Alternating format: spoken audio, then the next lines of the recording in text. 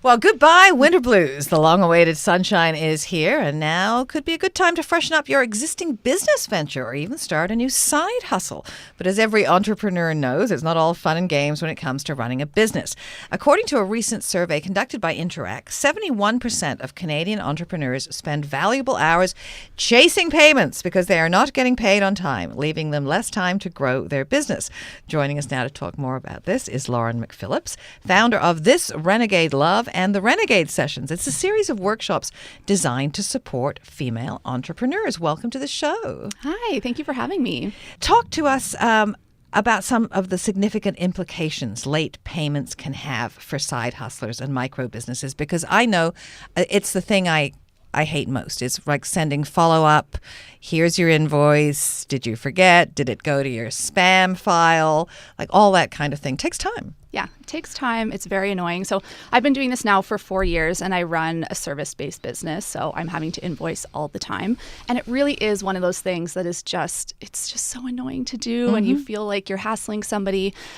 So as you said, 71% of those polled in the Interact survey said that they have had to chase clients for money. Oh, yeah. It takes up time. It's, you don't have time to work on your business.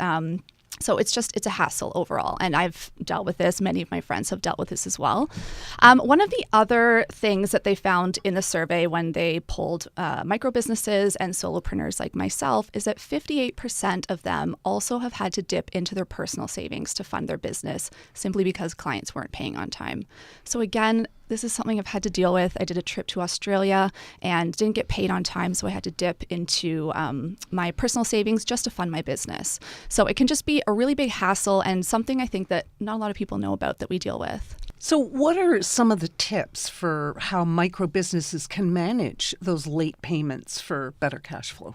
Yeah, so the first thing I always recommend is having an emergency fund set up that you're paying into, whether it's every invoice that comes in, every payment that comes in, and setting up that sort of slush fund. And I would say about 3 months worth of operating costs so that if a client doesn't pay on time, that you're not having to close down operations or it's not impacting your business and the way that it's operating. I'm very lucky that I don't have a ton of overhead costs, but there are some businesses that do.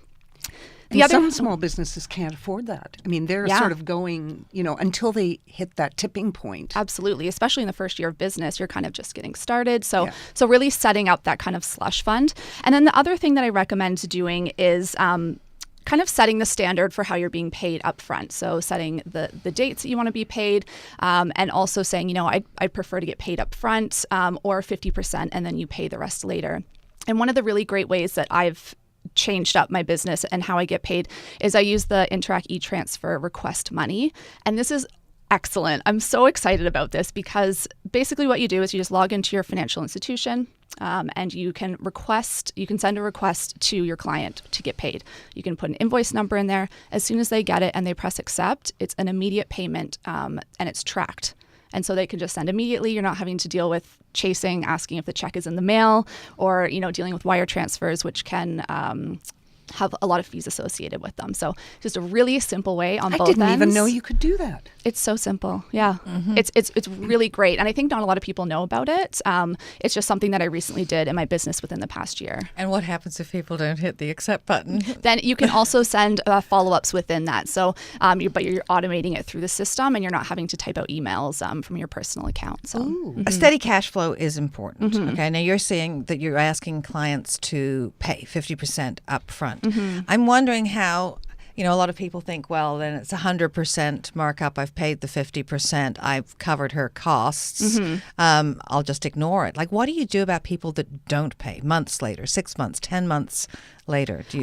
I've definitely had those situations before where I've had to follow up for 6 months. It does get to the point where you sometimes have to say, if this isn't paid, I'll have to take legal action.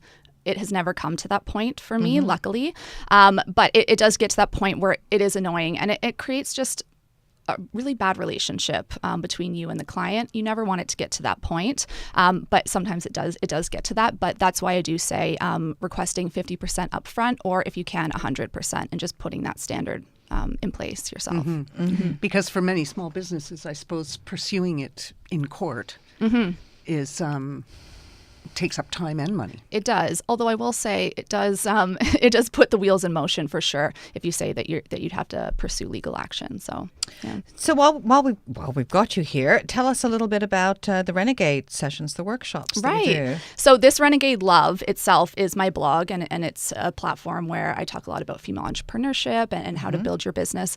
But the Renegade Sessions is something that I started last year, and I've run 2 rounds of it. And it's a mastermind workshop for female business owners in Toronto, a sort of support group where they can lean on each other, talk to each other about their businesses, and get feedback on projects that they have. That's awesome. So how do people get in touch with you for that? So that you can go to my website, thisrenegadelove.com, or email me at lauren@thisrenegadelove.com. And if they'd like to take advantage of what you're suggesting for getting paid, where do they find out more about that? Yeah, so they can go to business.interact.ca, and that will give all the information on how to set up financially for your business with Interact. Cool. Well, Lauren McPhillips, thank you very much for coming and telling us all about that. Thank you so much for having me. This is great. Well, she said she's magical, mystical.